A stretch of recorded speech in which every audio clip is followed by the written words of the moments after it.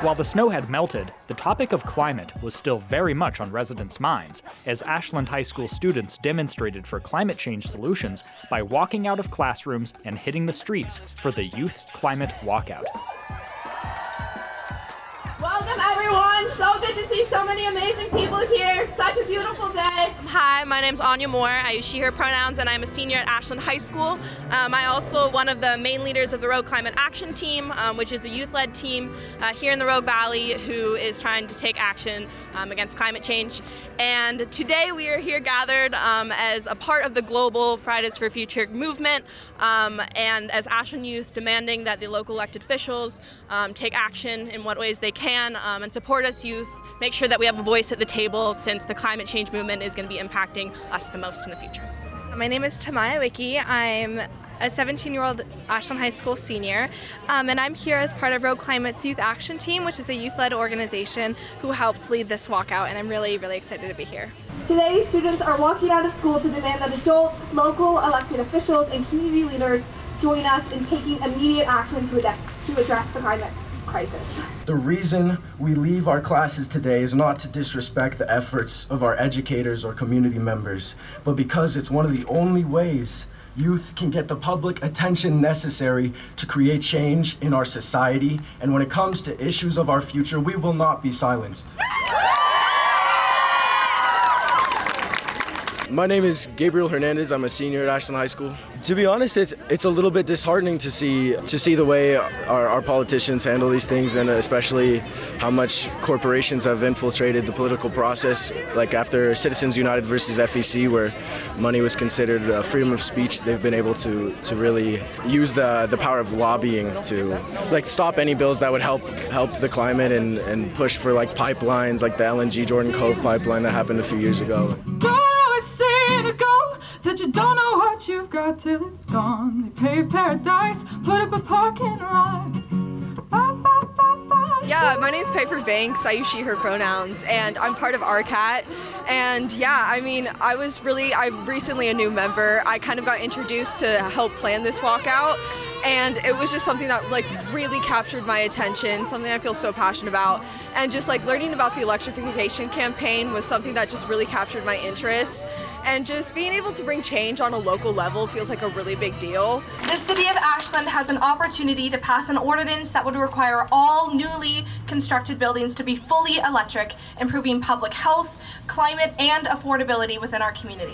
So what's the goal with this? I know you were talking about the Ashland electrification plan, so Can you tell me some about that? Yeah, we are super excited to announce our electrification campaign. We've been working on it for a few years now, having meetings with stakeholders and all that, and we are finally ready to bring it forward to City Council. So we're bringing forward an ordinance that would require all new buildings to be built 100% electric. The City of Ashland has already passed the Climate and Energy Action Plan, which is saying that we are committed to bring climate solutions to Ashland, but we are not actually living up to that talk.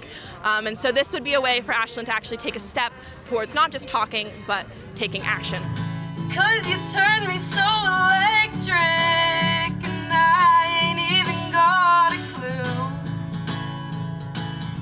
How you turn me so electric when I'm next to you. I'm Tanya Graham. I'm the mayor of Ashland, and I'm here today to support our young people in their call for climate action. What do you think of what you saw here today? It's fantastic. Our young people are beautiful, and you can see it not only in how they show up in this nonviolent but demanding for their future. It's an incredible thing to be part of as an adult in this community, to see young people stepping forward and saying, my future matters and I want real action to address the climate crisis.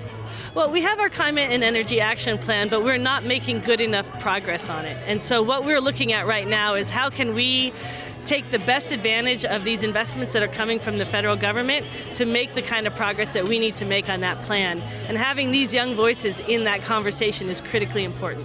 I think it's really easy to feel discouraged, and especially because it feels so hard, and especially knowing where to start feels really difficult. And so I think pushing out this campaign is really important because it gives people an outlet to put this out. And I just think that we need to keep pushing even though it feels really difficult at times. Just know that there are people around you who feel the same, and we're going to make it happen. I know for me, it's really easy to lose faith in our generation sometimes when I see people caring about so many trivial high school things.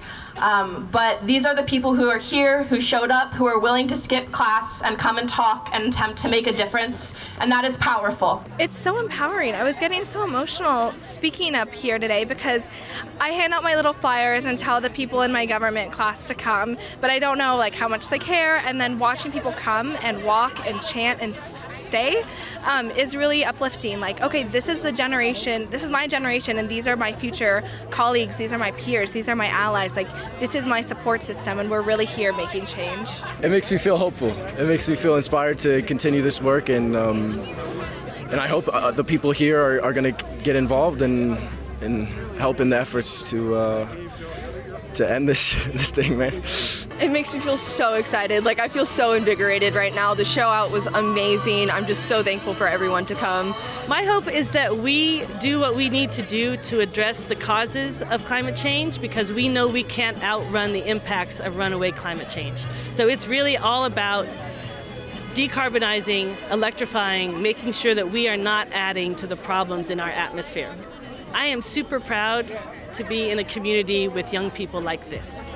Later in the month, the students we talked with at the walkout attended the Ashland City Council meeting for the public comment period and shared the sentiments expressed here with city leaders, and, in an official context, proposed an ordinance to make the future of Ashland fully electric.